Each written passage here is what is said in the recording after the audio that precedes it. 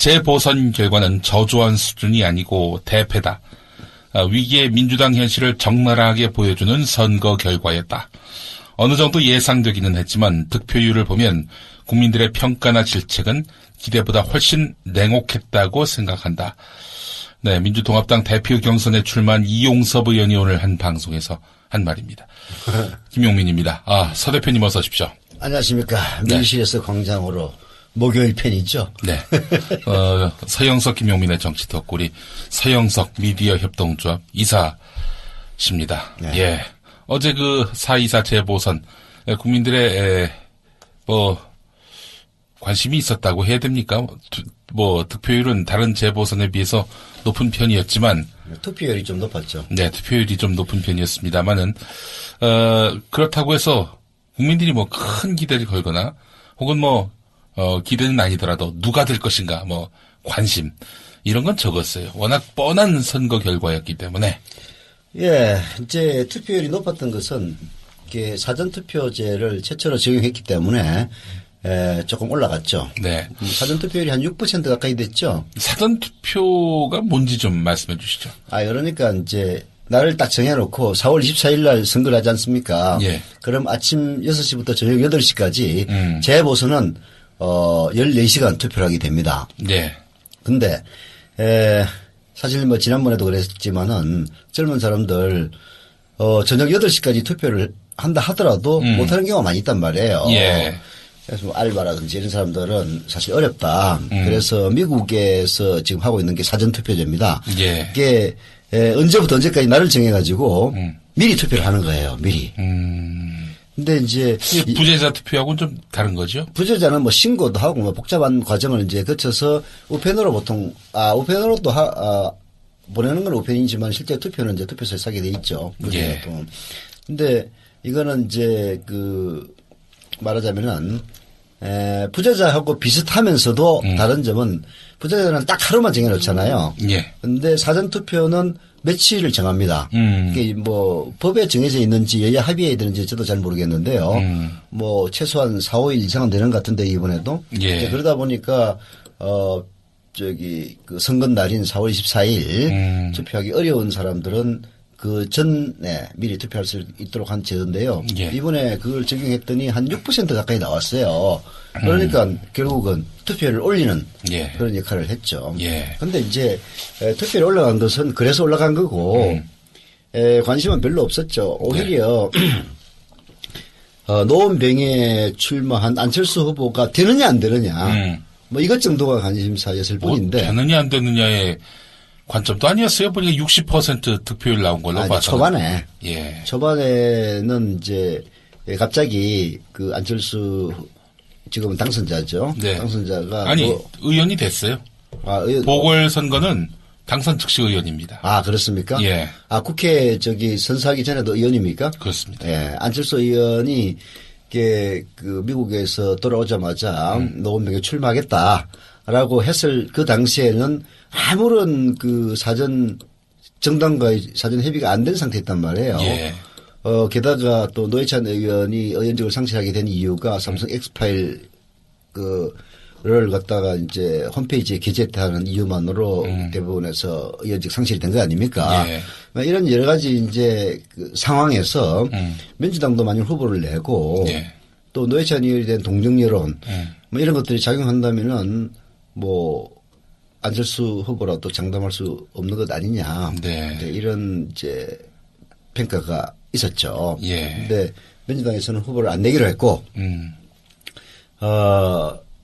진보정의당에서는 부인을 후보로 내세우긴 했습니다만은, 이게 또 세습 아니냐. 예. 이런 역풍도 조금 있었고, 예. 또 워낙, 진보 진영 자체가 통합진보당과 진보정의당으로 분열해 나가는 과정에서 예. 인심을 잃을 대로 잃었던 그 후유증 때문에 큰 말하자면은 마이너스 간표 효과를 가져오지 못했던 거죠. 예. 그래서 오히려 사람들이 관심이 끊어진 정작 선거일 한 열흘 전부터는 각종 여론조사에서 안철수 후보가 압도하는 그런 결과를 이제 초래했었는데요. 예. 하여튼 이제 국민들의 관심사에서는 뭐 안철수 후보가 되느냐 안 되느냐 정도 예. 그리고 당선된다면은 과연 정치권에 어떤 영향을 줄 것이냐. 워낙 야당이 죽을 수가 있는 이런 상황에서 안철수가 당선되면 신당을 만들 것이냐 민주당이 들어올 것이냐 예. 라는 정도의 관심 정도를 끌었을 뿐이지 나머지는 크게 관심을 끌지 않았죠. 예. 박근혜 대통령 운도 좋습니다. 왜 좋으냐.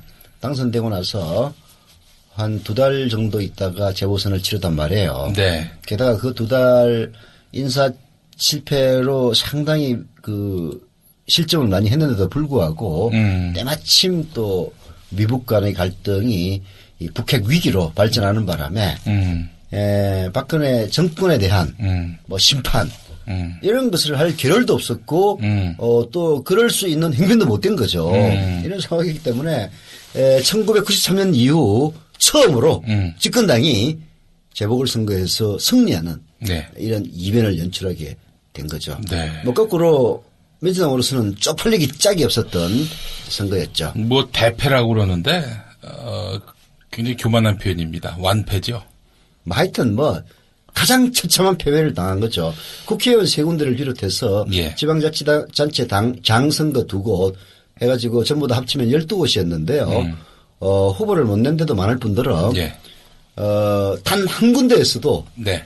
당선자를 배출하지 못했습니다. 가평군수는 하나 기대했었어요. 근데 가평군수는 왜냐하면 골 때려요. 여권 후보들이 난립했었어요. 여권에서는 이제 기초단체장은 공천해서는 안 된다 예. 해가지고 공천을 안 했습니다. 예. 그러니까 여권 성향의 후보가 난립을 했죠. 예. 근데 표를 까보니까 예. 여권 성향의 후보가 1, 2, 3등을 차지하고요. 민주당이 유일하게 정당 공천한 민주당 후보가 4등을 했어요. 이건 뭐 그런데 더 또 중요한 거는 예. 선거 전에 민주당이 딴 데는 몰라도 가평은 뭐 좀 희망 있지 않겠느냐라고 기대를 걸었던 지역이란 말이에요. 예. 이걸 깠더니 꼴찌야 꼴찌. 그것도 무소속 3명 여권 무소속 친여 무소속 3명이 1, 2, 3등을 차지하고 예. 뭐 이건 도무지 사실은 민주당도 그런 점을 이미 예측하고 있었나 봐요. 예. 보통 이제 선거가 이제 재보선이라도 되면은 네. 그 종합 상황실을 운영을 합니다. 그렇죠. 그래서 당 지도부들이 이제 모여가지고 최소한 사진 연출이라도 하거든요. 뭐 이런 꽃 이런 거 가져와가지고 당선된 곳에 네. 그 옆에다 갖다. 근데 붙이고. 이번에는 아니, 종합 상황실 자체를 운영을 안 했어요. 했으면 진짜 쪽팔렸을 거야. 딱 알고 있었던 것이. 알더라고요. 네. 그 열린우리당 때 벌써 몇 연패를 했었습니까? 그때도 이미 돌아선 민심의 실제를 알았던 건데, 근데 이제 지지자를 실망시키면 항상 선거에서 졌는데, 근데 이번에는 아예 대선에서 진 다음부터 작정하고 지지자를 등돌리게 만들었어요. 이게 지지자들을 제발 좀 우리 좀 지지하지 말아달라. 예. 뭐라고 얘기하는 듯한 그런 이제 뉘앙스를 풍겼는데요. 물론 이제 그 제도권 언론에서는 예. 민주당이 친노와 반도들끼리 서로 싸움질하는 바람에 뭐 졌다 이제 이렇게 분석을 하고 있는데 아주 얕은 분석이죠. 예, 그거는 말도 안 되는 분석이고 예. 사실 이번 4.24 재보선은 민주당의 신주류를 형성하고자 하는 친안철수파에 대한 단죄라고 저는 분석을 합니다. 단죄. 예. 예. 5.4 전당대회에서 당선될 그 누군가에 대한 심판인 거죠. 그게 사실 민주당은 그 문재인 후보의 낙선 이후에 당 그 방향을 정말 제대로 잘못 잡았어요. 예. 고우나 미우나 여하튼 48%를 득표를 했던 그 세력들을 무지막지하게 단죄할 것은 아니었거든요. 물론 이제 그 문재인 후보야 워낙 그 뭐라고 표현을 해야 되나 남이 뭐라고 안 그러더라도 자기가 알아서 자기 자신의 죄를 반성하는 뭐 그런 스타일. 이제 그러다 보니까 우리는 찌그러져야 된다. 이렇게 이제 해서 그 이른바 반성하고 자숙하는 자체를 보이지 않았습니까? 예. 이제 여기에 기회는 찬스다 해가지고 그 이른바 문재인 후보를 그 지원했던 친도들 전부 다 물러나야 된다. 네. 사실은 그 세력 들이 있었기 때문에 48%나마 득표를 했단 말이에요. 예. 근데 책임을 묻기는 묻더라도 네. 말하자면은 그야말로 빈대 한 마리 잡기 위해서 초과상관을 태우는 우를 봉해진을 말았어야 되는데 민주당이 하는 짓거리는 초과상관을 왕창 태워버리는 그래서 빈대 몇 마리들끼리 모여가지고 네. 당을 재건한다는 이런 어처구니 없는 상황으로 간 거죠. 네. 그러다 보니까 지지자가 떨어져 나갈 수밖에 없지 않습니까? 예. 그래서 이건 필연적인 결과라고 봐요. 근데 웃기는 거는 또 이게 네. 이 길이 올바른 길이라고 믿는 사람들이 민주당 내부에는 상당수가 많이 있다는 점이 더 큰 아, 점이다. 우양우하는 것이 예. 바람직하다. 우리가 가야 할 길이다. 예. 야, 참. 그 몇 번이나 더 당해야 정신을 차릴 건지 묻고 싶네요. 아니, 민주당이 지금까지 우양우해가지고 잘 된 적이 단 한 번도 없었어요.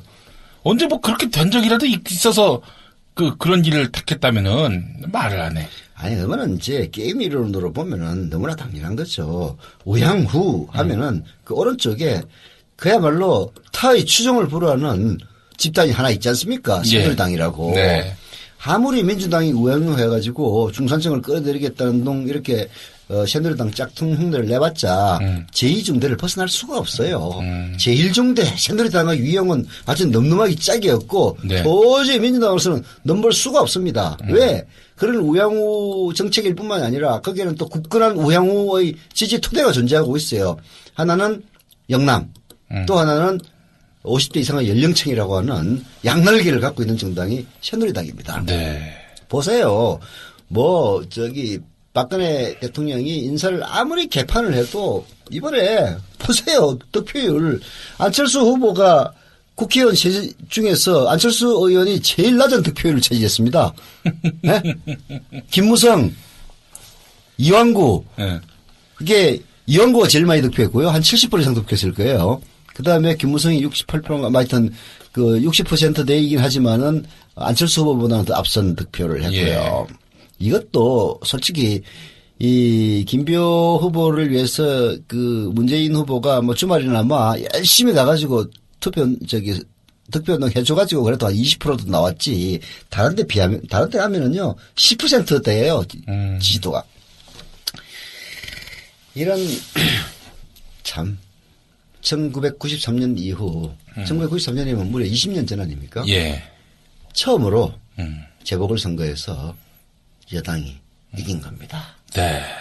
여당이 이기기가 쉽지 않은데 또 박근혜 대통령이 취임 이래로 잘한 게 별로 없어요.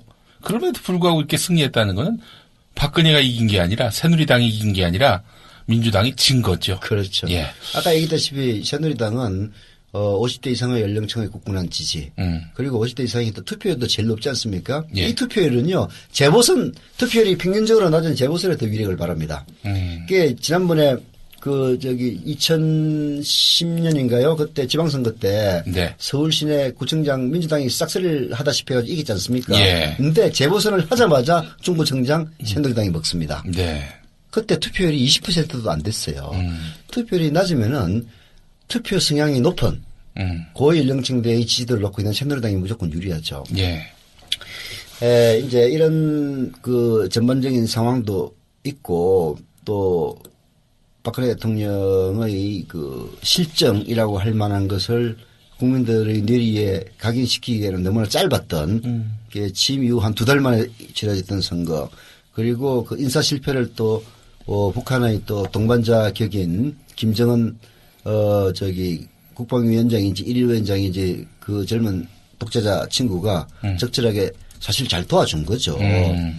그게 모든 국민들의 관심을 그쪽으로 쏠리게 함으로써 네. 정작 박근혜 대통령의 인사 실패에 대해서는 사람들이 무감각하게 만들었거든요.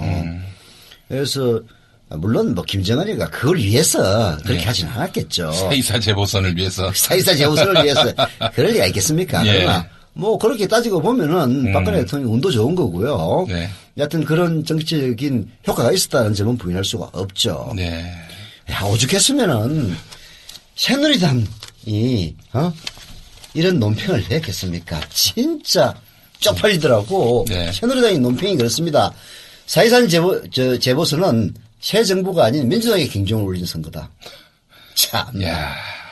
국민들은 박근혜 정부가 아닌 민주통합당의 경종을 울렸고 회초리를 들었다. 아니 민주통합당이 도대체 뭘 했다고 회초리를 듭니까? 그러니까. 무슨 권력을 잡고 있어가지고 장관을 임명하는데 순 땅투기하는 그런 놈을 갖다가 그리고 저기 뭐 인사청문회에서 그냥 코숨이나 크크크 하는 그런 여자를 뭐 장관을 갖다 임명한 것도 아니고 뭘 잘못했길래 민주통합당의 경종을 울리고 회초리를 들었다는 얘기를 들어야 됩니까? 근데 선거 치고 나니까 새누리당이 민주통합당에 대해서 야 이 자식들아 우리 박근혜 대통령 인사 천거에 잘못한 박근혜 대통령이 아니라 니들한테 국민들이 회초리를 든 거야. 이딴 논평이나 들어야 되는 민주통합당. 그리고 오사 전당대회에서 당대표가 유력하다는 김한길 의원. 창피한 줄 알아야 됩니다.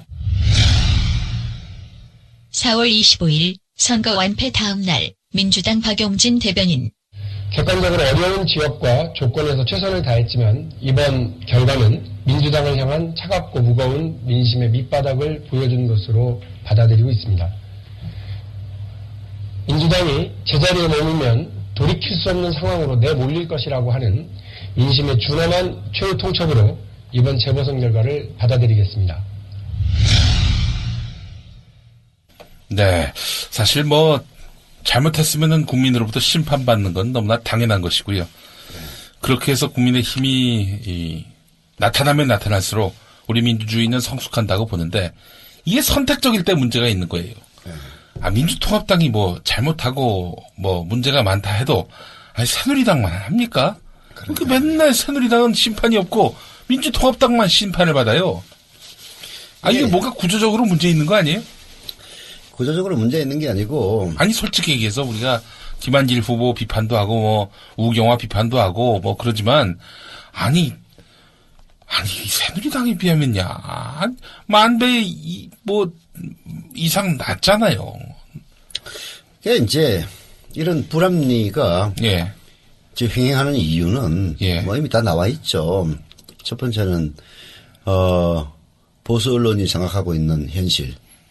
이게, 새누리당이 뭘 잘못하고 있는지 사실 언론의 역할이라는 거는 결국은 현재의 집권 세력들 혹은 기득권자들이 자기 입맛대로 나라를 운영하고 또 그거를 은폐하려는 그런 기도를 폭로하고 지적하고 견제하는 게 그 역할인데 예.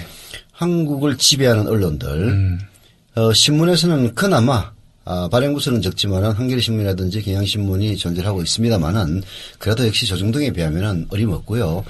조중동만 있는 게 아니에요. 사실은 경제지에는 또 환경 배경이 있습니다.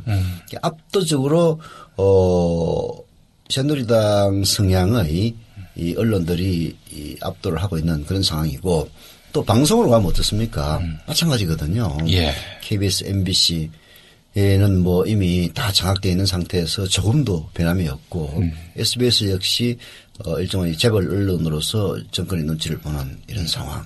네. 이게 말하자면은 언론이 완벽 그리고 또 종편, 종편으로 가면은 종편도 자기 입맛대로 이른바 보수 기득권을 옹호할 수 있는 그런 사람들만 데리고 와서 방송을 하는 그런 측면도 있지만은. 예. 또 그 반대편에 서 있는 사람들도 또 외면해 온 건 사실이거든요.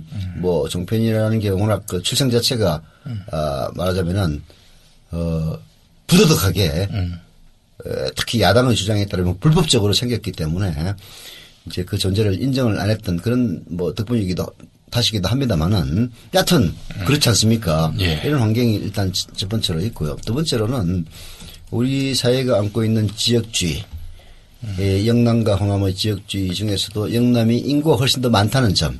이게 항상 영남을 기반으로 하고 있는 새누리당으로서는 어떤 선거를 하든지 간에 유리할 수밖에 없는 그런 선거가 될 수밖에 없다. 게다가 또 어떻게 된 셈인지 저도 50대입니다만은 50대 이후의 그 연령층은 새누리당을 지지하는 사람들이 훨씬 더 많다는 사실. 그게 40대 이하의 사람들에서는 그나마 야당을 지지하는 사람들이 좀 있긴 있습니다만은 또 투표율이라는 측면에서 보면은 50대 이상이 훨씬 더 높지 않습니까? 이런 요인들이 이제 결합돼서 결국은 이런 결과를 초래했다고 봐야 되고요. 특히 이번 4.24 재보선은 또한 그 북한의 그 북한이 초래한 이른바 핵위기가 그래도 보수적인 혹은 박근혜 대통령을 네. 지지해 줘야 된다는 그런 심리적인 그 뭔가 요인이 되지 않았느냐 네. 이렇게 보는 거죠. 이렇기 때문에 결국은 뭐 민주당이 삽질을 한 것은 사실이지만 그렇다 해가지고 국정을 운영한다든지 나라를 말하자면 도모하는데 잘못한 거는 전혀 없는데도 네. 새누리당의 오만방자한 정말로 반성해야 될 집권당인 네. 새누리당이 이번 선거는 말이야 박근혜 대통령이 아니라 니들을 심판한 선거야라는 그런 망발을 찌를 수밖에 없도록 참 만든 거죠. 안타깝습니다. 민주당이 살 길은 뭘까요? 저는 늘 이 시간을 통해서 말씀드렸다시피 그 일관성, 지도력 회복이 필요하다. 지금 막 그 게시판에 몽님이 새누리당은 이미 나쁜 놈들이지만 일관성이 있어서 예측할 수 있습니다. 반면에 민주당은 믿을 수 없다는 인식이 국민들에게 깔린 것 같습니다. 민주당은 믿을 수 없어요? 네. 그러니까 나쁘더라도 저 사람들이 뭘 어떻게 할 것인지 예측이 된다는 것과 얘네들은 예측이 안 된다. 지금 이제 민주당은 예측이 안 되고 네. 새누리당은 예측이 된다. 이런 점에서 봤을 때 차라리 저놈들이 우리 뒤통수 치더라도 뭐 알고 뒤통수 맞자. 이런 심리냐. 이런 심리 아니냐. 이런 평가입니다. 예, 뭐 일리 있는 얘기이기도 한데요. 그럼 민주당이 왜 이걸 넣느냐. 네. 이거를 봐야 된단 말이에요. 네. 민주당이 갖고 있는 이른바 친노 혹은 문재인 후보에 대한 뿌리 깊은 그 반감은 결국은 지역주의에서 비롯되는 겁니다. 그게 어떤 선거에서도 김대중 대통령처럼 정말 호남에서 걸출한 인물이 나오지 않는 이상 인구비례상 네. 그게 정동영 후보가 나왔던 2007년 선거에서 입증하지 않았습니까? 네. 뭐 어마어마한 표차로 지지 않았습니까? 예. 그래서 400만 표 차였죠. 네, 거의 500만 표에 가까웠죠. 네. 게다가 그것도 이해창이가 그만큼 표를 가져갔는데도 그렇게 사실은 차이가 났단 말이에요. 그래서 둘이 이해창 표까지 합치면 거의 1000만 표 가까이 차이가 납니다. 이회창 후보가 당시에 득표율 정확하게 15%였습니다. 네. 예. 그게 뭐 표수로는 정확하게 잘 모르겠는데요. 여하튼 이제 이런 그 상황에서 민주당은 결국은 김대중 대통령처럼 정말로 뛰어난 호남의 오리지널 후보가 아니라면은 예. 결국은 노무현 대통령처럼 영남 사람을 품어서 후보로 만들 수밖에 없는 그런 이제 선거 전략적인 한계가 존재를 하고 있습니다. 그래서 이번에 문재인 후보도 결국은 그런 맥락에서 봐야 되고요. 자, 그러다 보니까 이렇게 민주당의 오리지널리티들 이른바 아무도 주목하고 있지는 않지만은 네. 실제로 민주당을 움직이는 그 오리지널리티를 주장하는 세력들은 항상 그 외부에서 수혜를 해야만 되는 그런 세력들에 대해서 이 뭐라고 사랑과 증오를 동시에 안고 있는 거죠.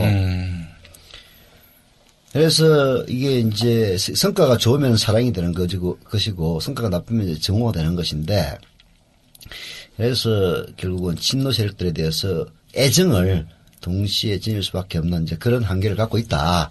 이런 상황입니다. 그래서 선거에 지자 예. 결국은 친노 청소 어론이 이제 등장을 했고요. 네. 때마침 문재인 후보뿐만 아니라 당시 문재인 후보를 적극적으로 그 뒷받침을 해줬던 친노 세력들도 뭐 자숙하고 이번에 뭐 특별히 움직임이 없었지 않았습니까? 이런 상황에서 그냥 선거가 치러졌다면은 그래도 엄청나게 욕을 먹지는 않았을 것인데 예. 이제 거기에 대한 대안으로 안철수를 또 어떻게든 엮어보자 이제 그런 세력들이 나서서 당권을 잡으려고 하는 바람에 네. 결국은 안철수 지지층과 문재인 지지층들이 서로 싸움박질을 하고 서로 간에 이반되는 이제 말하자면은 민주당으로서는 엮을 수 있는 모든 구심점은 몽땅 사라진 그런 상태에서 치르는 선거였고 새누리당은 그야말로 텃밭만 관리하면서 예. 북핵 위기라고 하는 상황적인 그야말로 양수ገብ장의 꼰돌이패를 즐겼던 그런 선거였기 때문에 이제 이런 현상이 벌어진 건데요. 자, 그럼 이걸 어떻게 고쳐나갈 것이냐? 간단합니다. 그런 진노 어쩌고 했던 그 세력들의 수장격인 문재인 후보. 그다음에 그렇게 영입하기 위해서 열망하는 안철수 후보. 뭐 안철수 의원, 문재인 의원이죠. 지금은 두 사람이 그냥 공정하게 경쟁하면 되는 겁니다. 전면에 나섰어. 예. 그래서 형평이 된다면은 민주당 내부에서 경쟁을 하면 되는 것이고, 네. 형평이 안 된다면은 안철수는 당 바깥에서 이제 3의 신당으로, 민주당은 문재인이 이런 식으로 이제 경쟁에 나가면은 그래서 서로 경쟁과 협력을 되풀이하면서 새누리당을 잘 견제를 해 나가면은 국민의 신뢰 금방 돌아오죠. 네. 사실요, 국회의원 128명의 민주당이라고 합니다만은 결국 정당은 리더십이에요. 네, 그럼요. 리더십입니다. 새누리당이 향후에가 무슨 리더십이 있어서 잘 움직이겠습니까? 박근혜의 리더십으로 지금 새누리당은 굴러가는 겁니다. 예. 거기서는 구심점이 딱 존재를 하고 있잖아요. 민주당은 지금 구심점이 없는 상태예요. 예.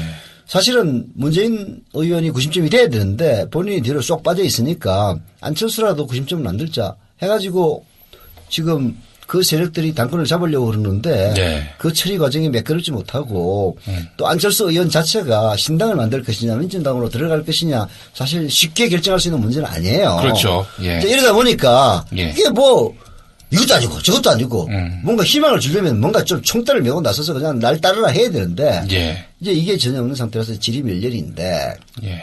결국은 안철수 문재인이 전면에 등장하는 그날이 민주당이 사는 날이 될 겁니다. 그런데 현실적으로는 오사전당대회에서 사실 뭐 이용섭 또 누구죠 한 명 더 강기정 네. 두 사람 후보가 친노인지 아닌지는 잘 모르겠는데 두 양반이 후보 단일화를 한다고 하지 않습니까?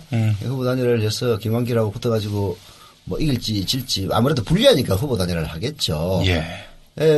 뭐 후보 단일화를 해본들 김한길 의원이 당권을 잡을 가능성이 매우 높습니다. 그러면 임기는 역시 2년이거든요. 예. 내년 지방선거까지 간다는 얘기인데 김한길 체제가 진짜로 잘 움직여 나가서 안철수하고도 어떻게 잘 손을 잡고 한다면은 그 첫 심판대는 올 10월 재보선이 됩니다. 네. 올해 10월 재보선은 뭐 여러분들도 다 아시다시피 국회의원 선거가 최소한 7군데에서 10군데 정도 가까이 되리라고 보거든요. 예. 그야말로 작은 심판이 될 수 있는 선거입니다. 네. 여기서 민주당이 죽을 쓴다면은 아마도 임기는 2년이었지만은 결국은 이번에 오사전당대회에서 새롭게 등장하는 지도부도 물러나지 않을 수 없을 거예요. 그렇게 되면은 또다시 뭐 역사는 반복하는 거니까 문재인 의원이 또 전면에 나서는 그런 구도가 될지도 모르죠. 여하튼 뭐 어떤 기대를 하든 하면 기대를 하지 않든 간에 예.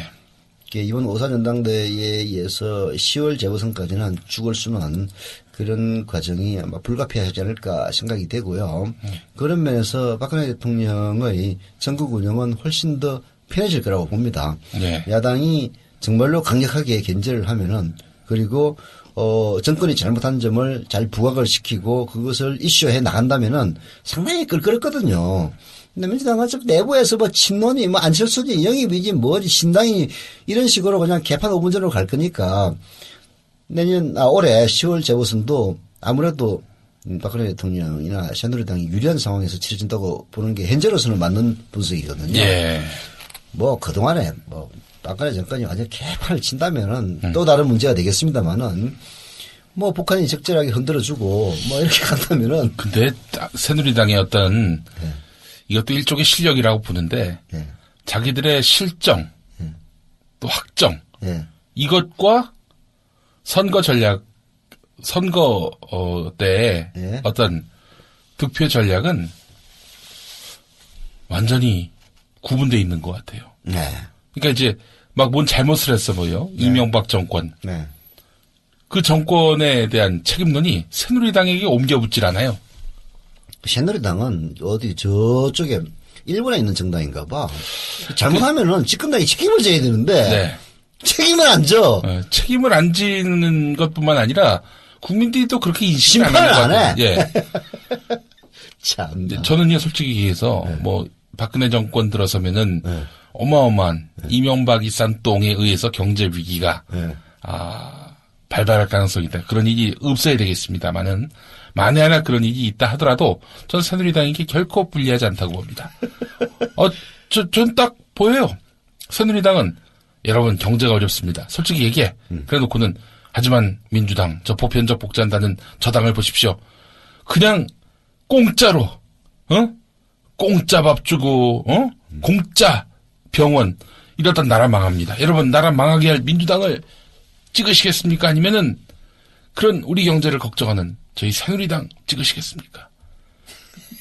이런 전략으로 선거에 임할 가능성이 대단히 높다. 이게 또 먹힌다.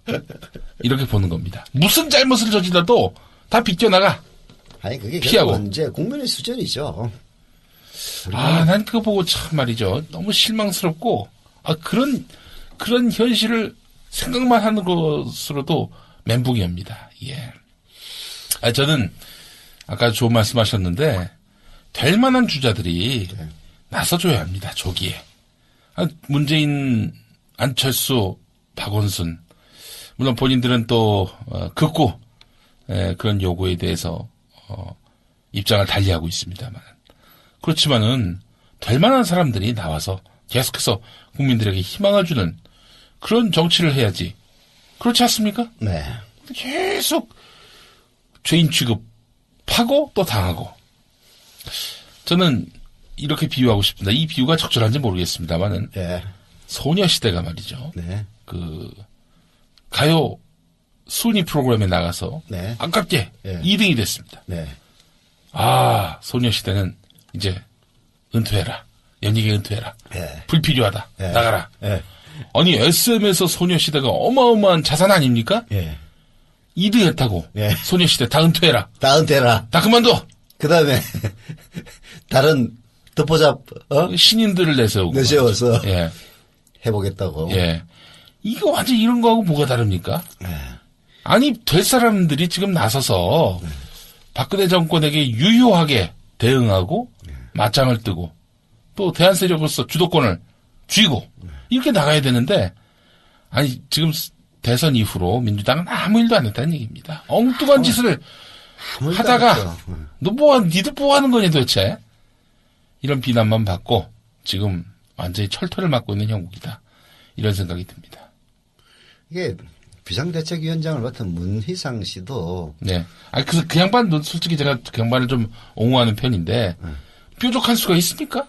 본인이 뭐 오너십도 없고 또 이 민주당에서 뭐 나름 자기가 발언권을 갖거나 주도권을 가질 위치도 아니고 그러니 어쩔 수 없다라고 생각은 듭니다만은 참 너무 절망적이네요. 참 이거밖에 안 되나 싶기도 하고 말이죠.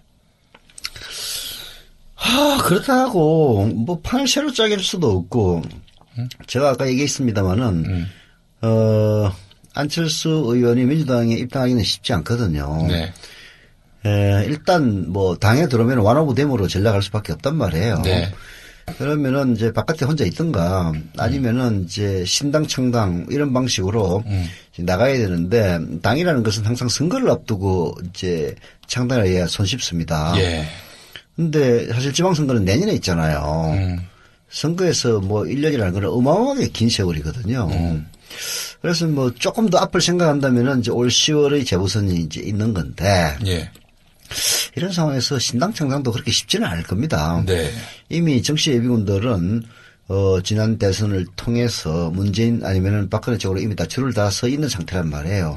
뭐 거기서 불만 있는 사람들이 뭐 일부 이탈이 있기는 있겠습니다만은 그래도 그게 대세를 이제 장악할 수는 없고 또 뭔가 진영을 그럴듯하게 짜려면은 현역 의원도 좀 오고 네. 좀 맹망가들도 들어오고 해야 되는데 그런 사람들이 이 선거가 1년 이상 남아있는 이런 시점에 예. 안철수가 그렇다고 꼭 성공한다는 보장도 없는 불투명한 시점에 예. 뭔가 신당의 그 모양새를 좀 돋보이게 만들 만한 그런 사람들이 들어갈 수 있을 거냐. 이것도 사실 의문이거든요. 예. 그래서 아마 안철수 의원도 무소속 의원으로서 혼자 독고 단위로 당분간은 이제 가야 될 수밖에 없는 이제 그런 상황입니다. 예. 자, 그렇다면 민주당은 어떻게 해야 되느냐. 결국은 아까 얘기했다시피 국민들에게 영향을 미칠 수 있는 사람들이 전면에 나서는 수밖에 없죠. 비록 당권을 다른 사람들이 잡고 있다 손 치더라도 네. 문재인 의원을 비롯해서 지난 선거에서 결국은 패배를 했지만은 예. 그래도 48%의 득표를 이끌어냈던 뭐 문재인 의원 그다음에 원해지만은 뭐 문성근 전 후보 지금 상임 고문이죠. 고문 이해찬 전 대표 예.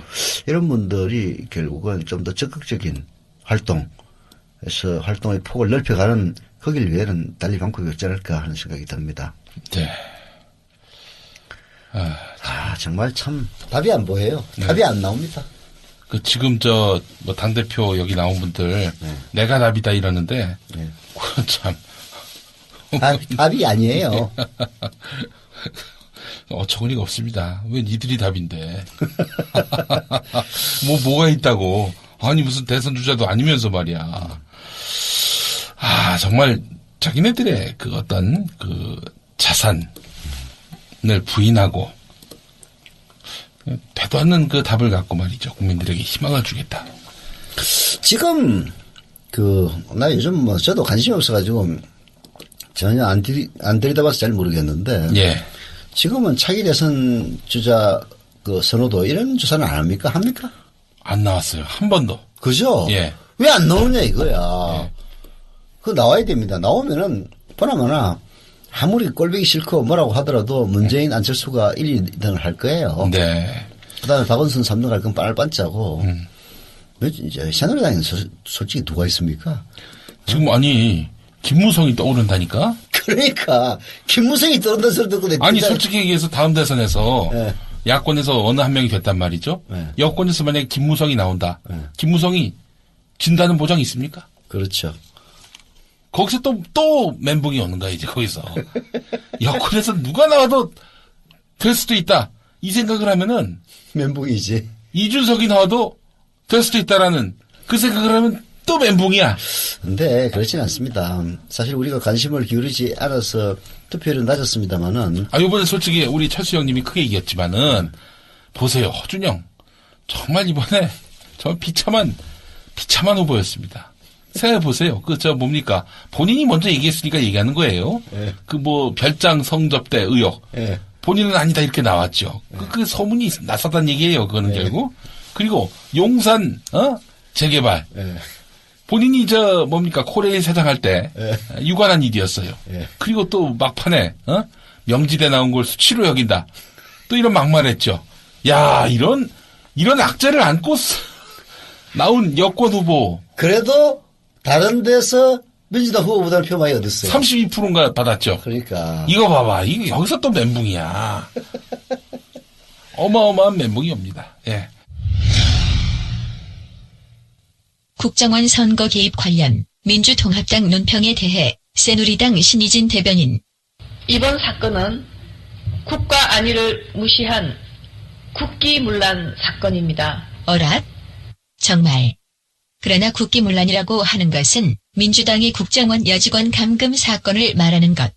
하지만 민주당은 북한과 종북 세력이 하고 있는 주장을 똑같이 반복하고 있습니다. 사건을 주도한 당사자들은 민주당임에도 불구하고 마치 이번 사건을 3.15 부정선거에 맞대어 4.19 혁명처럼 들고 일어나야 한다고 선동을 하고 있고 심지어 박근혜 정부의 정통성마저 거론하는 것은 국민 기만 정치 공작 행위가 아닐 수 없습니다. 그런데도 민주당은 대선이 4개월이나 지난 지금까지도 여직원의 인권을 무참히 유린한 데 대해 이런 방구 사과를 하지 않은 채 국정원의 대선 개입 운운하면서 적반하장의 행태를 이어가고 있습니다. 도대체 무슨 말을 하는 건지. 네. 신의진 새누리당 대변인이 말한 내용을 들었습니다. 어처구니가 없습니다. 이번 사건이 국기문란 사건이다라고 얘기를 하더라고요. 그래서 아니 새누리당도 그러면은 이 국정원의 선거 개입을 국기문란이라고 보는 건가 봤더니 알고 봤더니 그 국기문란이란 게 민주당의 여직원 감금.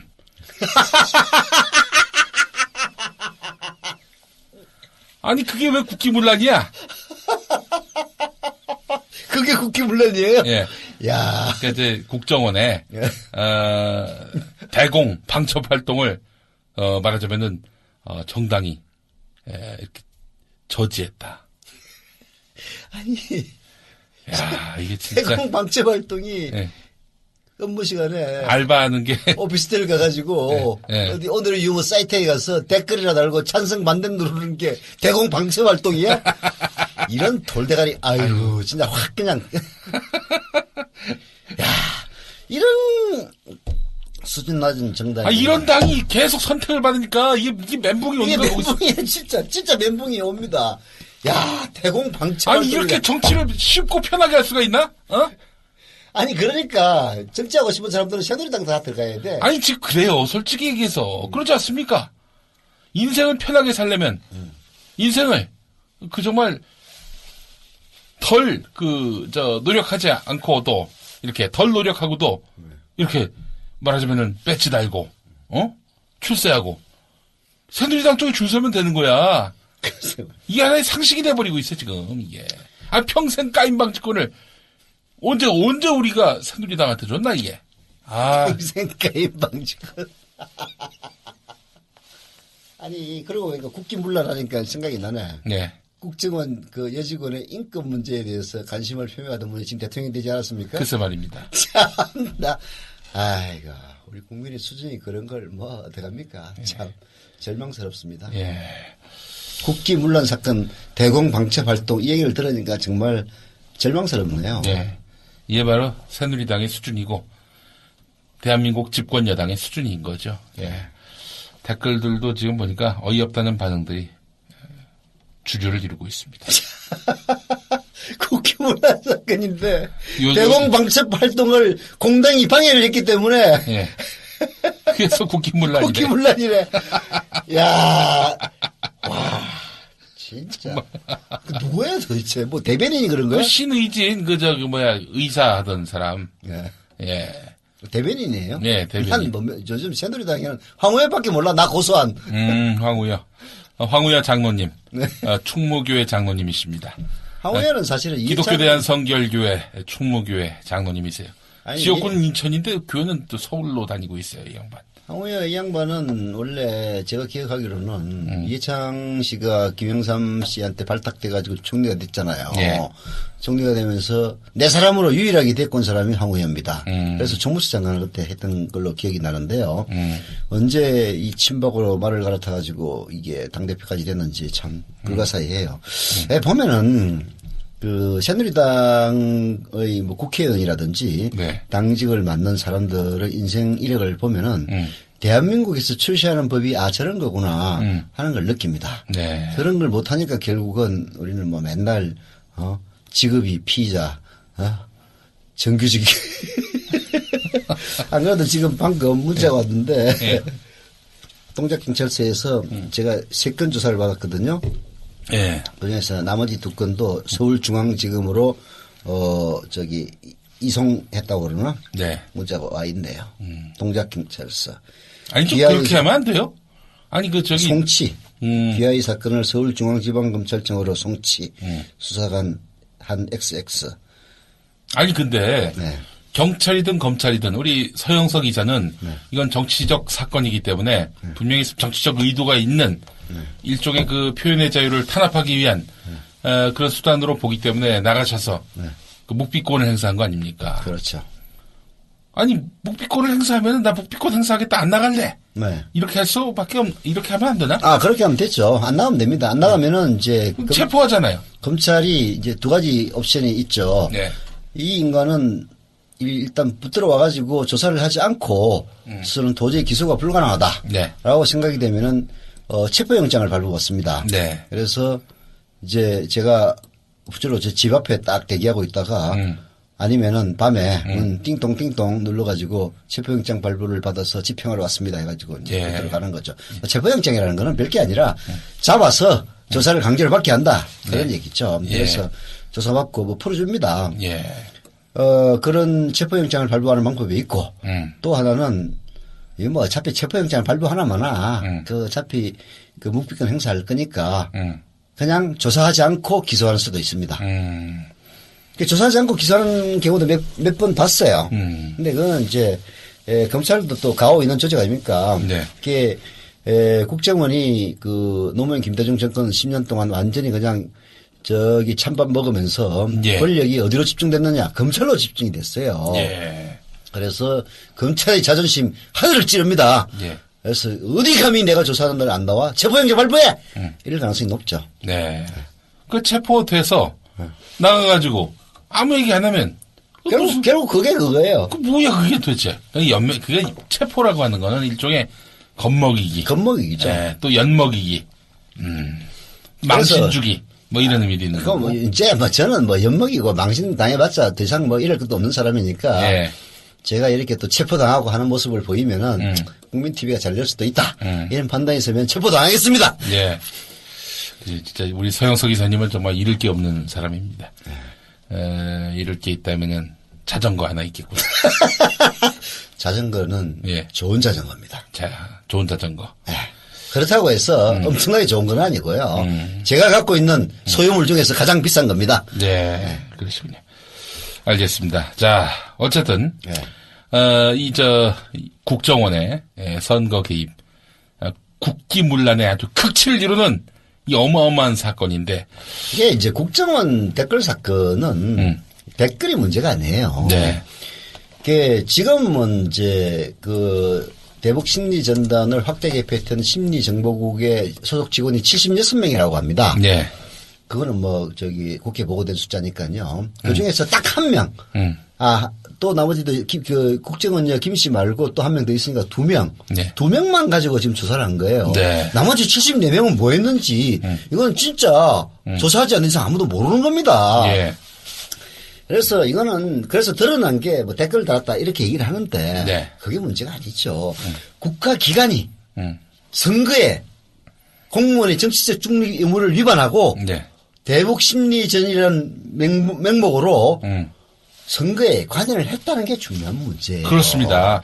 대선 기간에 민심 공작에 나선 것은 성과가 어땠는지가 중요한 게 아니라 이미 그렇게 그 민심 공작에 나섰다는 것 자체가 자체로 문제인 거죠. 권력의 정당성을 뿌리부터 허무는 행위다. 네. 그래서 이제 말하자면은 이 문제를 우리가 중시하지 않을 수 없는 건데, 중시하지 않을 수밖에 없는 건데요. 예. 그걸 가지고 그런 댓글 공작을 하는데 그 민주통합당이 반대했다 해가지고 그거를 국기문란이라고 한다면은 그 신무식이라는 사람은 진짜 법말의 전도도 이 정도면은 거의 김정은의 수준입니다. 네. 이야. 새누리당에 입당할 만한 그런 자격이 돼 있다.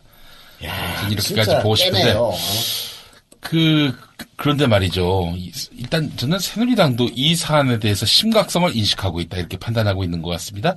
3.15 부정선거에 준하는 이런 관권선거 그리고 아울러 부정선거 이런 걸로 국민들이 열받을까봐 이 어떤 저항이 들불처럼 번질까봐 행여 박근혜 대통령 리더십에 상처가 가해질까봐 지금 전 보수 진영이 나서고 있다. 전 이렇게 보고 있습니다. 네. 바로 어제 조선일보가 일면에다가 일면에다 칼럼을 싣는 이런 경우는 예전에 그 종이 신문이 한 2면밖에 없었을 때 이 초창기. 아니 이제 신문에 따라서 뭐 1년 혹은 4년에 한두 번 정도는 네.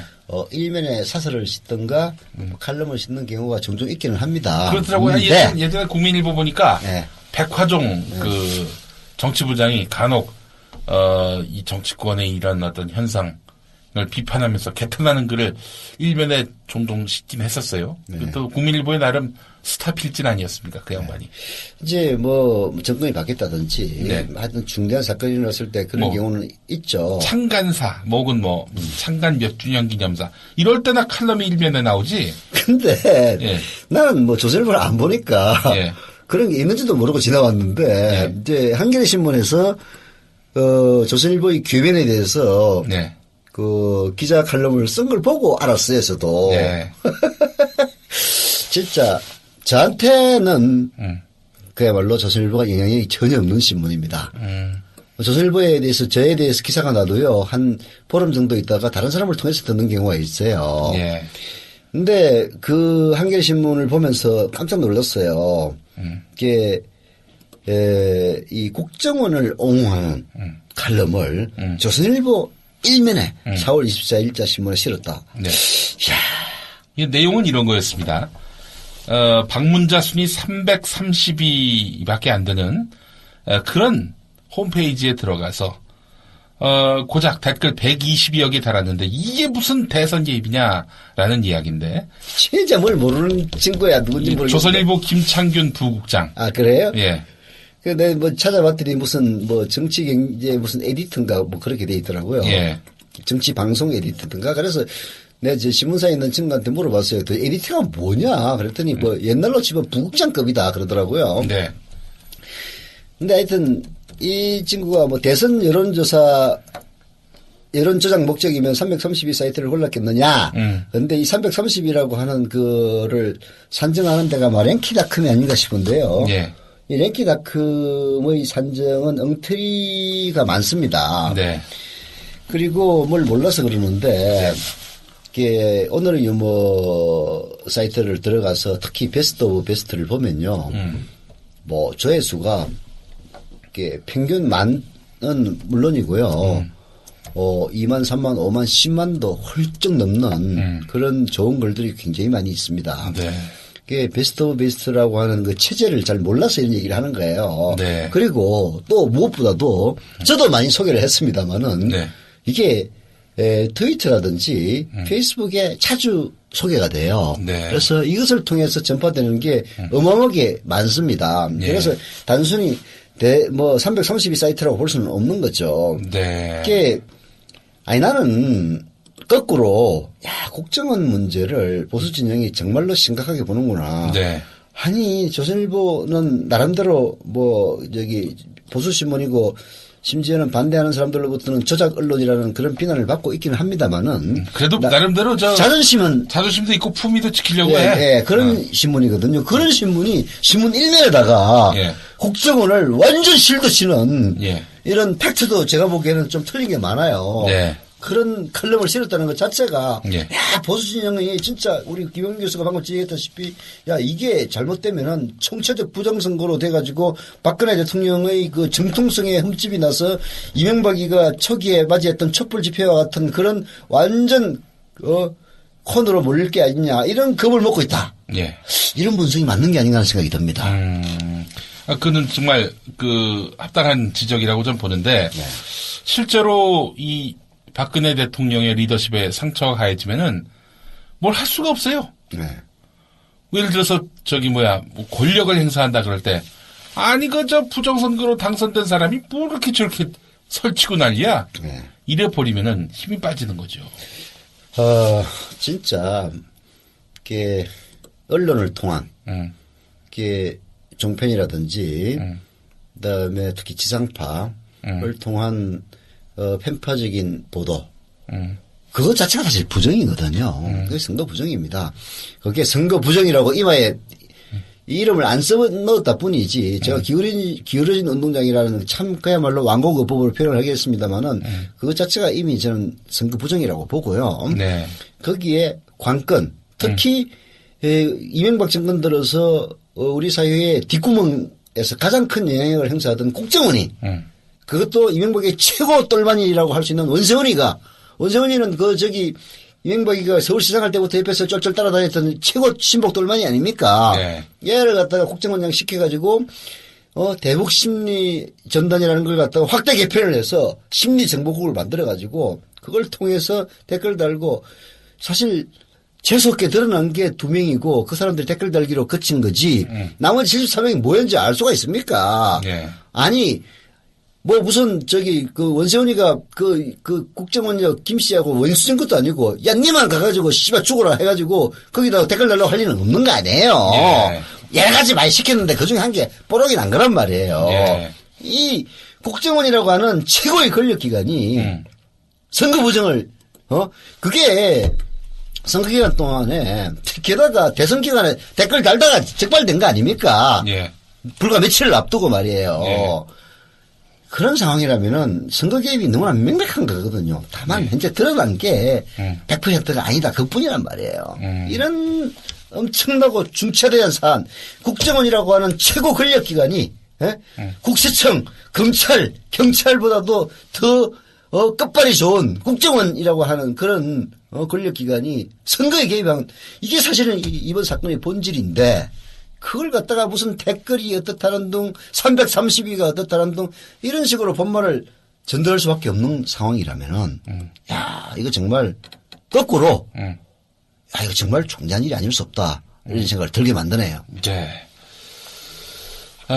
그러니까 우리 그 국정원 사건을 보면서 한겨레가 그래서 오늘자 그러니까 4월 25일자 이면에다가 5단으로 해가지고 정환동 기자. 이게 사실은 국정원 그 선거 개입 관련해서 여러 건의 특종을 낸 기자입니다. 아, 그래요? 실력 있는 기자입니다. 이 기자 때문에 사실은 댓글 사건의 실체, 대선과 함께 사라지는가 싶었는데 이게 다시 쟁점화될 수 있었던 거는 이 정환봉 기자의 역할이 큽니다. 오늘 이면에 실린 기사입니까? 5단으로. 5단이면 그것도 맨 위에. 국정원 사건에 대한 궤변. 그 궤변이 그 김창균. 네. 그 양반이 한 궤변. 이거 보니까 재밌네요. 예. 뭐냐면은, 방문자 순위 332 게시판에 댓글 120여밖에 안 되는데 이게 무슨 대선 개입이냐. 이게 이제 말하자면 조선일보가 일면 칼럼으로 국정원을 두둔한 그 칼럼의 요지 아닙니까? 예. 근데 정한봉 기자는 우선 120여 개밖에 안 된다는 것도 근거가 없다. 네. 지금 현재 파악된 것만 해도 400개가 넘는다. 이거는 빙산의 일각. 이것도 빙산의 일각이다. 사실이죠. 이 김씨 등 2명인가 3명인가 민간인까지 동원했다니까 서너 명 되죠. 그죠? 예. 얘들이 올린 그것도 발각된 것만 400개밖에 안 된단 말이에요. 예. 그리고 그러다 보니까 나머지 70명까지 다 탁탁 튼다면은 4,000개가 될지 4만 개가 될지 아무도 알 수가 없는 거죠. 그것도 김모 씨만 했다는 그런 법도 없잖아요. 그렇죠. 그게 여기도 그런. 그 이모 씨인가 그 사람도 국정원 사람이라면서. 네. 국정원 파악된 것만 2명에 현재. 심리정보요원이 무려 70명이나 되는데 네. 게다가 민간인까지 데리고 작업을 했단 말이에요. 네. 그러면 심리정보요원 1명당 민간인 2명만 데리고 한다고 치더라도 무려 200명 이상이 활동했다. 네. 이런 추론이 가능한 거거든요. 네. 자, 그래 그 조선일보 기사대로 한 명당 한 400개만 해도 한 200명이 400개 달면 8만 개다. 8만 개. 게다가 OU에서만 활동한 게 아니에요. 예. 저도 그 옛날에 중고차 산다고 한번 이용한 적이 있는데 중고차 매매 그 홈페이지로 유명한 데 있습니다. 보배드림이라고. 아주 부동의 일이에요. 보배드림. 그것도 또 그 자유 게시판이 이런 그 시사적인 이슈가 많이 올라나 봐요. 그 다음에 여기는 저는 이제 가본 적은 없습니다만 쇼핑 정보를 모아두는 뽐뿌라고 이름만 들어봤어요. 네. 여기에서 특히 이런 데가 다 젊은 사람들이 많이 찾는 데입니다. 그래서 이런 데 국정원 직원들이 활동을 했다는 거 아닙니까? 네. 게다가 원시훈이가 그때 진선미 의원인가요? 누군가가 입수해가지고 폭로했던 거 있지 않습니까? 원장님 지시사항. 그거 보면은 젊은 층 우군화 심리전 강화 방안 어쩌고 이런 게 나와요. 젊은 층을 우군화하라. 그래서 이런 데 가가지고 댓글 달고 뭐 찬성하고 반대하고 선거 때는 또 지난번에 보니까 총선 때도 했다면서요. 총선 때도 했대요. 이런 짓거리를 했다는 거는 아까도 얘기했다시피 드러난 것이 중요한 게 아니에요. 예. 국정원이라고 하는 국가 권력기관이 선거에 개입을 했다는 거. 이거를 모를 리 없어. 김창균이도 알고 조선일보도 다 아는데 그거를 이런 식으로 본질을 호도하는 거예요. 그렇죠. 그리고 우리가 호도당하면 안 되기 때문에 핵심은 예. 국정원의 선거 개입이에요. 그렇게 해서 당선된 대통령이 누구냐고요. 이명박입니까?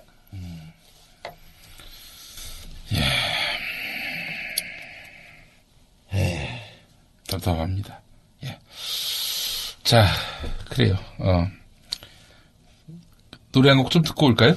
예. 답답할 때 노래 답답하네, 진짜. 이거 진짜 화딱지가, 이거는 이건 부정선거입니다. 부정선거인데 이게 쟁점화도 안 되고 말이죠. 그게 이제 멘붕을 시켜서 네. 사람들을 허탈하게 만들어서 예. 그냥 아이고 뭐 언론이 되면 어때?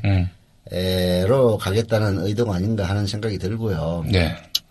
또 사실 또 멘붕이니까 나도 귀찮아. 씨발. 좋겠다. 이런 정치에 대해서 네, 혐오감을 문제의식을 갖는 것 자체가 질려버린 거예요. 네. 질려버린 그런 상황이 돼버렸습니다. 질리면 안 되죠. 예. 결국에는 그 싸움에서 결국엔 진보가 진 거예요. 지난 대선은. 안 그렇습니까? 진 겁니다. 예.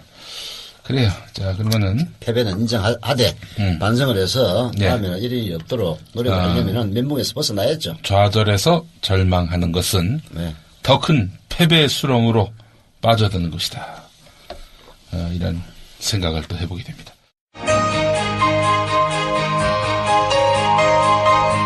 정신과 의사 정혜신입니다. 말끼리 살아야 세상이 건강해지는 거 여러분들 다 아시죠? 말끼리 트이는 세상. 여러분도 조합원으로 함께 만들 수 있습니다. 대한민국 언론의 구원투수 국민TV. 포털사이트에서 미디어 협동조합 국민TV를 검색하세요. 미디어 협동조합 국민TV 같이 함께해요.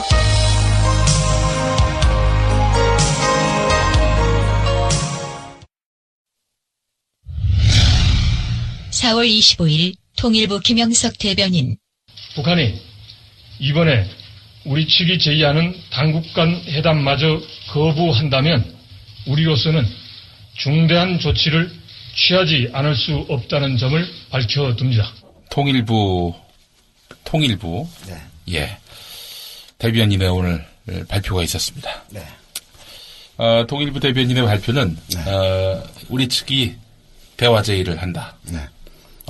받아들이지 않으면 중대 조치를 취할 것이다. 원래 이 중대 조치는 북한의 전유물이었는데. 네. 중대 조치는 저거죠. 개성공단 폐쇄. 예. 물론 이제 감정적으로 보면은 이런 중대 조치에 대한 경고도 그리 무리수라고 보지 않을 것이, 사실은 이런 무슨 국가와 국가 사이에 뭔가 사업을 하면요, 신뢰가 기반돼야지. 이거 툭하면 그냥 폐쇄해버린다. 혹은 툭하면 이 개성공단을 무력화시키겠다. 이게 사실 북한이 그동안 매년 매회 써먹었던 그 레토릭 아닙니까? 이번에 북한이 예. 개성공단에 우리 말하자면 출경, 자기들한테서 저쪽 남한으로 가는 거는 허용하지만은 예. 남한에서 입경 들어오는 거는 이제 거부한다. 네. 라고 발표한 것은 진짜 악수였어요. 예. 왜냐면은 사실 우리나라 언론들이 개성공단과 관련해서 연간 9천만 달러가 이제 북한 노동자들에게 임금으로 가는 게 연간 9천만 불 정도 됩니다. 예. 그래서 김정은이의 돈주머니이기 때문에 절대 폐쇄 못할 것이다 라고 북한의 약을 올린 것은 사실이지만, 그거는 한국 정부가 그랬던 게 아니고 사실은 한국의 보수 언론들이 그랬던 거란 말이에요. 그걸 갖다가 빌미로 삼아가지고 그런 짓을 했다는 것은, 이게 북한이 무슨 어린애들도 아니고 네. 남한의 공식적인 정부 기구의 입장과 네. 광고를 벌어먹고 사는 민간 언론의 입장을 갖다 동일시했다는 그런 얘기인데, 물론 북한은 그게 똑같습니다. 예. 거기는 민간 언론이 없으니까. 그래도 이제 그걸 핑계로 개성공단에 대해서 협박을 가했다는 것은 진짜 김영 교수 얘기대로 신에 대한 문제였죠. 네. 개성공단이라는 게 뭡니까? 결국은 국가 대 국가, 외부, 자기 나라가 아닌 다른 나라로부터 뭔가 돈을 받고 땅을 팔아서 네. 거기에 기업을 입주시킨다는 의미가 있거든요. 네. 여기에는 들어와서 안전이 보장이 돼야 되고요. 네. 과실 송금해가지고 거기서 얻는 이익을 자기들의 송금을 할 수 있는 자유가 보장이 돼야만이 예. 들어오는 겁니다. 예. 근데 가장 중요한 안전의 문제에 대해서 출입을 그런 식으로 통제를 해버리면은, 사실 우리야 그렇지만은 북한이 나중에 다른 데를 개방하려고 마음을 먹었을 때 중국을 제외한 네. 다른 나라에서 들어가려고 하겠냐고요. 특히 이 북한은 일본 자본 유치하는데 관심이 많은데 예. 개성공단 그런 식으로 지 맘대로 뭐 폐쇄한다라고 공갈 협박을 하다가 이 지경을 만들어 버리면은 누가 들어오려고 하겠냐고요. 그건 명백하게 북한의 실수입니다. 이런 상황에서 이제 우리도 중대조치 운운한 것은 뭐 아까 얘기했다시피 이제 기분상 우리가 맨날 당할 수만 있느냐. 예. 씨발 우리도 한마디 하자. 네. 뭐 이런 차원도 있는 것 같고요.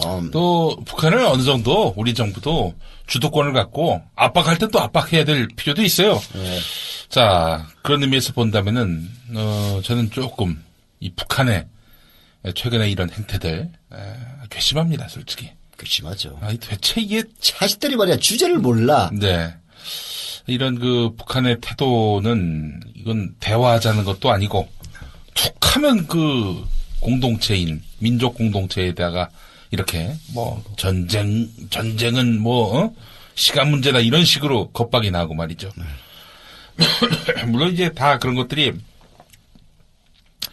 이 뭐 앵벌이 이란이라는 거는 뭐 누구나 다 알지만은 아무리 앵벌을 하더라도 듣는 그야말로 핵전쟁의 아니 우리한테 굴욕감을 주잖아요. 그러니까 피해자가 될 수 있는 우리한테 그딴 식으로 계속 앵벌이용 협박 공갈을 하면은 예.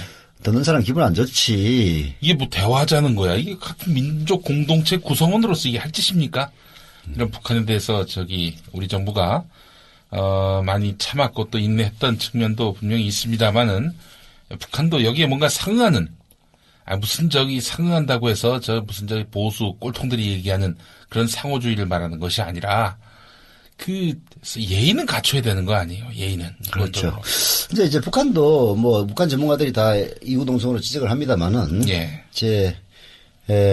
박근혜 대통령에 대해서 직접적으로 거론하면서 이명박은 뭐 역적 패당이라고 뭐 그렇게 지적을 하면서 욕설을 퍼붓지 않았습니까? 네. 그런데 박근혜 대통령에게는 그렇게 하지 않는다. 네. 라는 점으로 볼 때 아직 마지막 건은 남겨놓았다. 예. 이런 분석도 가능한데요. 예. 여하튼 이제 너무 굴욕적이다는 점에 대해서 뭐 우리 같은 사람들도 열을 받을 정도니까. 예. 박근혜 정권의 중요한 지지 기반 중에 하나인 그 꼴통들은 얼마나 열을 받았겠습니까? 예. 그래서 아마 여기저기서 말을 많이 했을 거예요. 야, 씨발, 니들 맨날 말이야. 그런 식으로 수동적으로 당하고만 있을 것이냐. 네. 그래서 이제 나온 일종의 강경 발언이라고 볼 수도 있는데요. 때마침 중국이라든지 이런 쪽에서 북한을 대화의 장으로 끌어내기 위해서 다각도의 시도를 하고 있습니다. 네. 그래서 우리도 뭐 법일 언덕을 보고 이제 한 것 같기도 하고요. 또 중요한 점은 이제 이거는 좀 설치단 부분이긴 한데 보수 언론들이나 수구 꼴통 세력들이 항상 얘기하는 게 개성공단이 인질이 되고 있다. 이런 얘기를 합니다. 무슨 얘기냐면은 지금 현재 한 200여 명 남아 있잖아요. 그런 사람들을 결국 인질로 삼을 것이다. 이제 이런 인질론이 현재 존재를 하고 있습니다. 그래서 거기에 있는 한 200명 되는 사람들 딱 한국으로 데리고 와야 된다. 그러려면 우리가 중대조치로서 선언을 하고 데리고 오는 수밖에 없다. 사실 그렇게 되면요. 전쟁 가능성이 전쟁이 설사 안 난다선 치더라도 전쟁 가능성은 조금 더 높아지는 그런 겁니다. 그래서 좀 신중해야 될 필요는 있기는 해요. 이게 이제 이런 겁니다. 서로 부딪혀서 둘 다 몽창 깨졌을 때 이럴 것이 많은 사람이 결국은 손해볼 수밖에 없는 게 국제 외교입니다. 이게 북한이 재래식 전력은 우리한테 조금 밀린다 손 치더라도 또 어디 보니까 저런 얘기도 있더라고요. 특수전 후방 침투해서 그냥 비정규전을 수행하는 특수전 군단만 하더라도 20만 명이 넘는다고 하지 않습니까? 그래서 김정일부터 시작했던 이른바 3.1 전쟁론의 핵심은 핵을 투발하고 장사생표를 싼 다음에 후방에 20만의 특수군을 갖다가 보내가지고 부산까지 몽창 3월 만에 먹는다. 참 꿈도 야무져.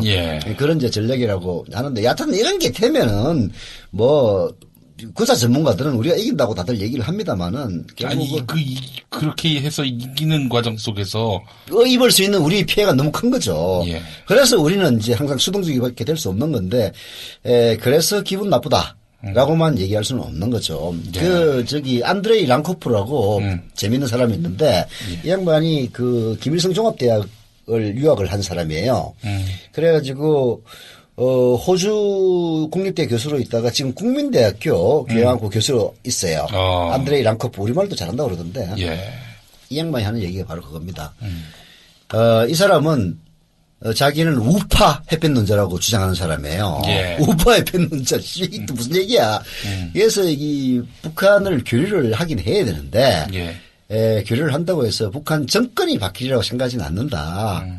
북한의 민중들이 바뀔 수밖에 없다. 자기가 보니까 제가 뭐 몇 번 얘기했습니다마는 한 달에 600만 개의 초코파이가 개성공단에서 북한 근로자들에게 지급이 됩니다. 이게 초과 수당으로 지급하기도 하고요. 근로 이역을 고취하기 위해서 또 지급하기도 하고 그 숫자가 무려 한 달에 600만 개나 된대요.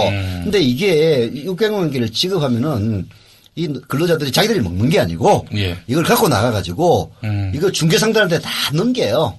그러면 그 중개상들은 그 600만 개 월 600만 개 초코파이를 가지고 이제 북한의 장마당이라 해가지고 일종의 암시장에 그게 풀립니다.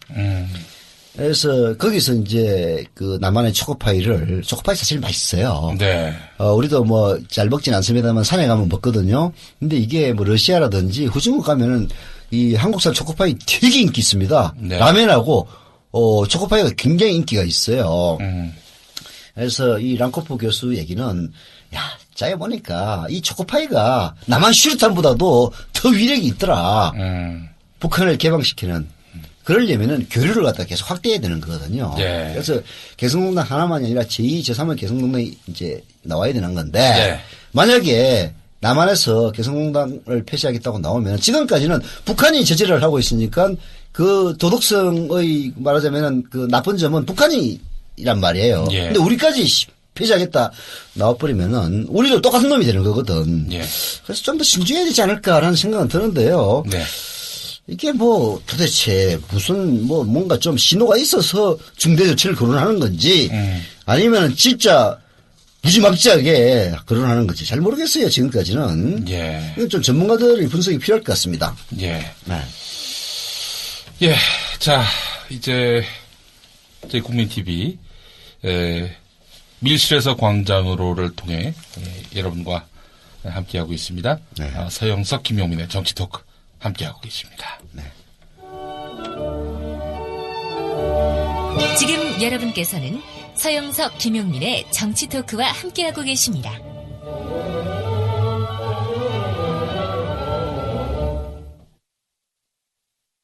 네. 독일의 권위 있는 시사주간지, 우리 서영석 이사가 온갖 형태의 시사주간지는 요즘 열독을 하고 계시는데, 독일의 대표적 시사주간지 하면 뭐가 있습니까? 더 슈피겔입니다. 슈피겔이 저희 국민 TV를 취재했습니다. 그래요? 예, 그렇습니다. 국민 TV의 보도 편성, 방향, 앞으로의 전망에 대해서 슈피겔 기자가 우리 정운현 이사를 만나서 깊이 있게 또 인터뷰를 했습니다. 좋은 소식이네요. 네, 그렇습니다. 그래서 슈피겔에 조만간 저희 국민 TV와 관련한 그런 기사가 나올 것 같습니다.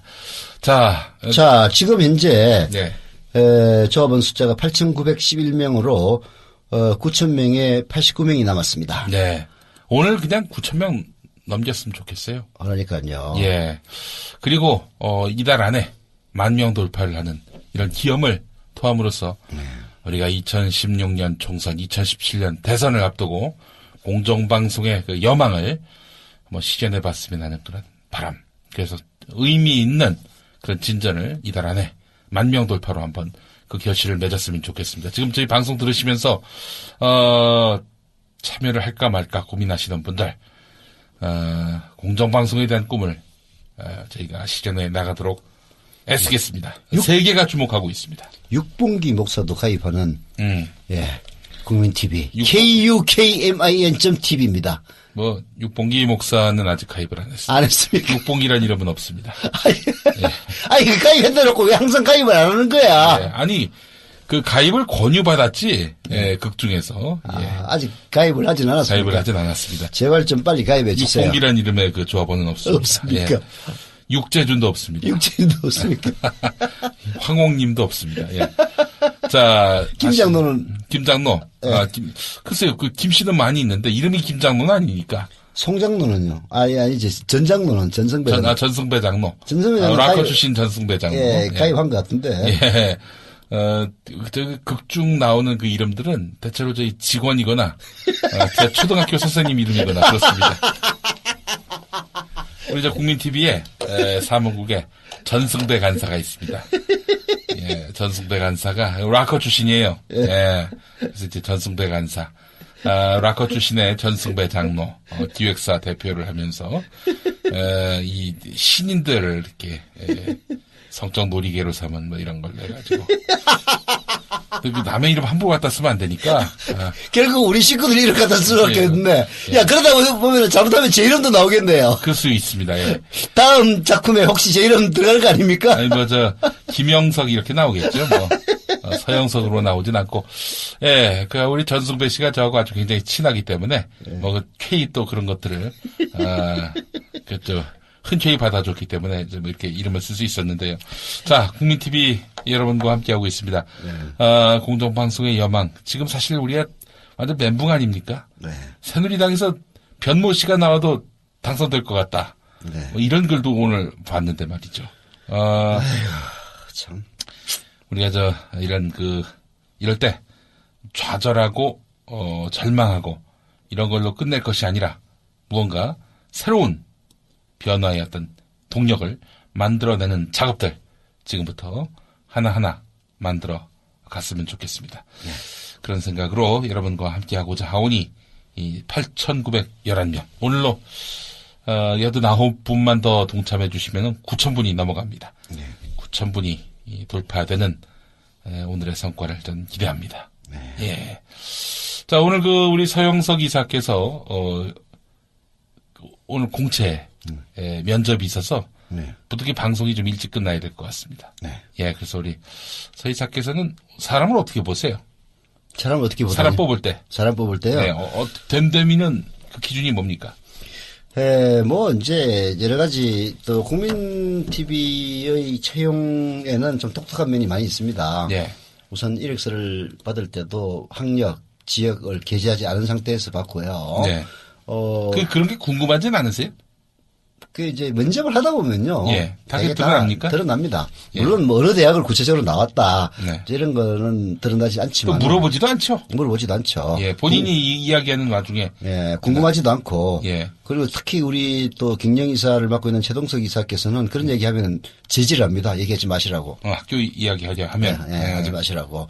그런데 이제 저도 사실 좀 생소한 방식이었는데요. 네. 역시 면접을 해보니까. 네. 그 사람이 뽑아야 될 사람이다. 예. 뽑아야 되지 말아야 될 사람이다 하는 감은 오더라고요. 물론 저야 이제 여러 면접가 중에 N분의 1이기 때문에 저 의견만 제시하면 되기 때문에 제가 최종적으로 결정을 하지는 않습니다만은. 예. 여하튼 그런 것들이 아마 다른 면접을 하시는 분들도 동일하게 느끼는 것 같아요. 예. 역시 사람은 총체적으로 풍기는 그 무언가가 있는데요. 네. 저희들처럼 아예 이력서에 출신 학교 이런 걸 안 받다 보니까 네. 오로지 판단의 기준은 그거밖에 없어요. 이게 더 정확한 방식이 아닌가 하는 그런 생각은 듭니다만은 과연 이제 이게 옳은 것인지 아니면 전통적인 방식이 옳은 것인지는 사람을 뽑아보고 써봐야 알겠죠. 네. 네. 하여간 우리 국민TV에 아주 소중한 인재들이 많이 모여서 정말 공정방송의 이념도 세우고요.